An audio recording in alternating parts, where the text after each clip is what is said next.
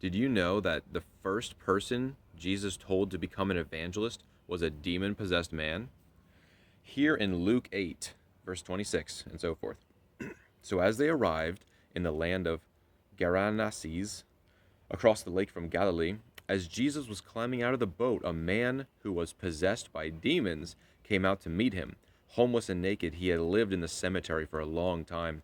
And as soon as he saw Jesus, he shrieked and fell to the ground before him, screaming, "Why are you bothering me, Jesus, Son of the Most High God? Please, I beg you, don't torture me." For Jesus had already commanded that the evil spirit come out of him. And the spirit had often taken control of the man. Even when he was shackled with chains, he simply broke them and rushed into the wilderness, completely under the demon's power. "What is your name?" Jesus asked. "Legion," he replied, for the man was filled with many demons. And the demons kept begging Jesus not to send them into the bottomless pit in hell. A large herd of pigs was feeding on the hillside nearby, and the demons pleaded with him to let them enter into the pigs.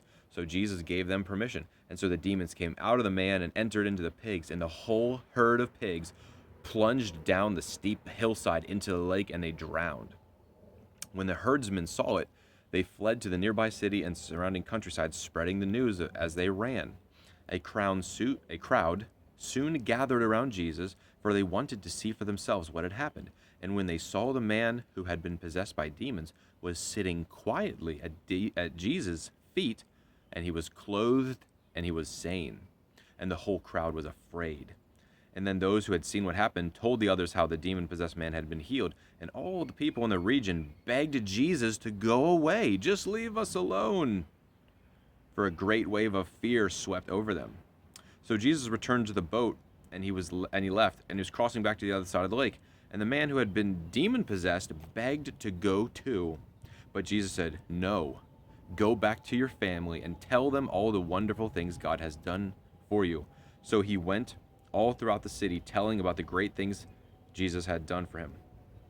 He went to Decopolis, the 10 cities, and this man who used to rip chains in half and was shrieking and cutting himself with stones and lived in a graveyard became the first evangelist.